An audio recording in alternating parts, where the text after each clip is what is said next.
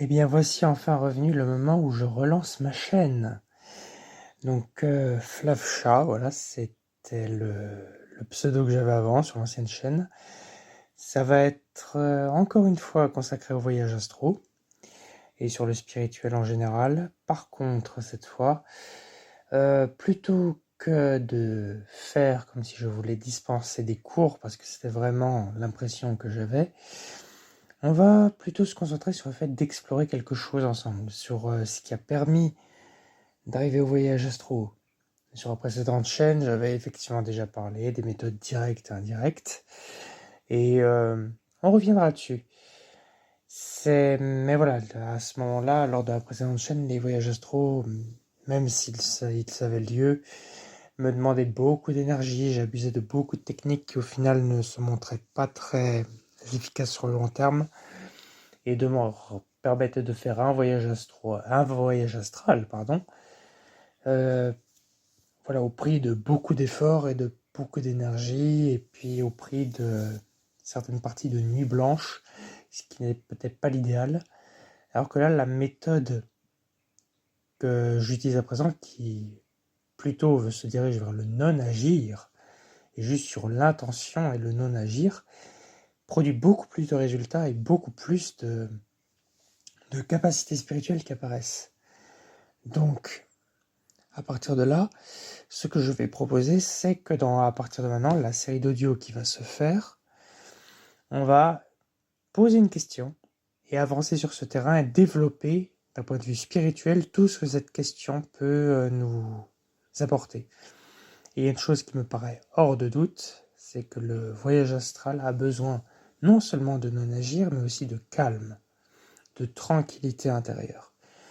Et c'est sur cette question de tranquillité intérieure qu'on va commencer à réfléchir.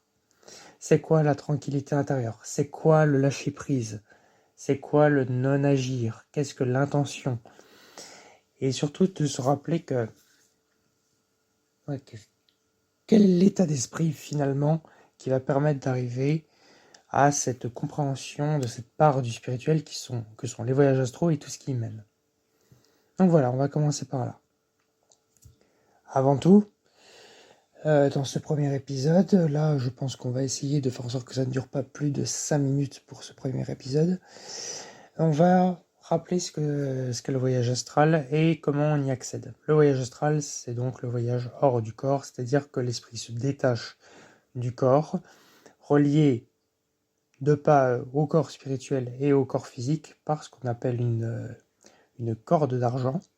C'est un petit filament qui va relier la nuque de votre corps spirituel à celle de votre corps terrestre qui lui sera endormi dans le lit. Et grâce à ce corps spirituel, vous allez pouvoir visiter des tonnes de mondes, les mondes supérieurs, les mondes inférieurs, des mondes parallèles, d'autres planètes, des endroits sur la Terre. Donc voilà, l'intérêt du voyage astral, c'est la découverte, l'exploration. Et en découvrant le monde, vous allez aussi pouvoir vous découvrir vous-même. Le voyage astral m'a appris beaucoup de choses sur moi-même et dans les futurs épisodes, je développerai tout cela. Il me semble que voilà, je crois que pour ces audios-là, je peux aller jusqu'à 10 minutes. Donc, pourquoi pas, dans un premier temps, rappeler les techniques qui mènent au voyage astral quand on veut le découvrir. Il y en a deux qui sont assez connues.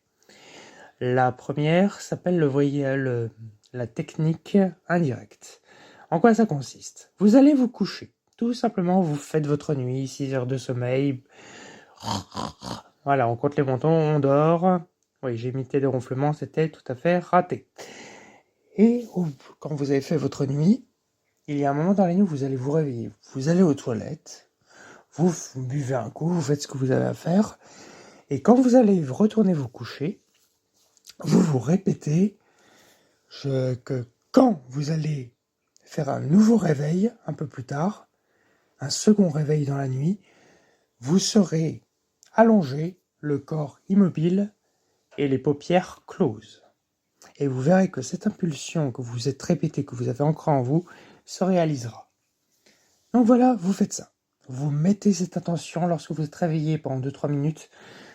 Quand je serai réveillé une deuxième fois, corps allongé, qui ne bouge plus, paupières closes, Vous ne les ouvrez surtout pas quand vous vous réveillez, parce que croyez-moi, cette impulsion va se réaliser. Et à partir de là, sans bouger votre corps, vous allez imaginer que vous bougez. Vous allez, imaginer que vous vous roulez sur le côté, que vous vous levez, vous allez imaginer que vous partez horizontalement à gauche, à droite, en bas, en haut, par rapport à votre corps. Bref, vous choisissez 2-3 exercices qui vont vous permettre de bouger, et pendant 5 secondes chacun, vous alternez entre ces 3 exercices, genre se lever, partir latéralement, partir vers le haut, bref, vous choisissez et vous alternez pendant 4-5 cycles, ces 3 exercices que vous allez, pendant 4-5 secondes, vous faites un, pendant 4-5 secondes, vous faites un autre, etc. Et vous faites ça pendant 3-4 siècles. Et croyez-moi, et j'avais réussi du premier coup la première fois que j'ai essayé, donc c'est vous dire à quel point c'est facile et efficace, vous verrez que vous allez sortir de votre corps. Donc là, cette première vidéo est consacrée aux techniques. Je décrirai dans les prochaines émissions comment les différentes sensations, ce que j'ai vécu, les expériences. Et voilà, on va développer tout ça, il n'y a pas de souci. La deuxième technique, qui est beaucoup plus dure à réaliser, ce qu'on appelle la technique directe. C'est-à-dire que vous allongez dans votre corps, bravo, j'en ai sorti une belle là, bravo, ça me fait une belle blague pour mon premier épisode. Vous allongez dans votre lit, vous êtes les bras immobiles le long du corps, et vous fixez vos paupières, close, et vous ne bougez plus. Et vous restez focalisé sur le moment présent. Il y a des images qui vont vous venir en tête, de l'imagination qui va se déclencher toute seule. C'est ce qu'on appelle de l'hypnagogie. Cette hypnagogie, elle va, si vous regardez trop les images qui vont vous venir en tête, cette hypnagogie va vous endormir. Vous allez vous endormir et vous réveillerez le matin en poussant une gueulante parce que vous aurez échoué. Mais croyez-moi, vous allez échouer souvent avant de réussir. Il faut compter pas moins de 12-13 tentatives, par exemple. C'est vous dire un peu, pour vous donner un ordre d'idée, avant que ça produise un résultat. Donc voilà, la technique directe, votre corps va s'endormir sans que votre esprit s'endorme. Parce que pendant que vous allez fixer vos paupières et que vous allez rester focus sur le moment présent, j'insiste là-dessus, votre corps, lui, va s'endormir. Vous allez le sentir s'engourdir et vous le sentirez de moins en moins jusqu'à ne plus le sentir du tout. Et il y a un moment où vous allez sentir, et ce dans les deux techniques, des vibrations. Et ces vibrations vont être le signal que votre corps physique et votre corps spirituel sont détachés l'un de l'autre. Lorsque ces vibrations se produisent, vous faites ce qu'on a dit tout à l'heure pour la technique indirecte. Je bouge de gauche à droite, latéralement, j'essaye de me relever, enfin j'imagine que je le fais. Je choisis n'importe quel exercice sorti de mon imagination pourvu que ça implique que mon corps bouge.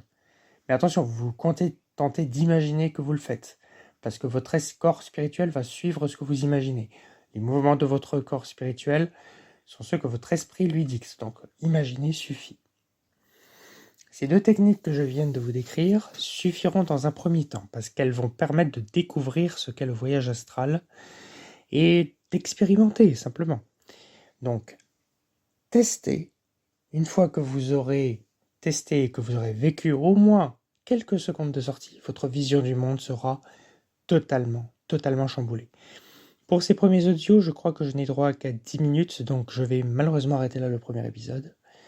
Et nous verrons, je pense demain soir, pour un deuxième épisode. Et là, je me focaliserai sur les sensations qu'on peut ressentir dans un voyage astral, avec peut-être un petit rappel, je ferai des rappels des techniques assez régulièrement, donc voir qu'est-ce qu'on ressent dans un voyage astral, quel effet ça fait, qu'est-ce qu'on peut y voir.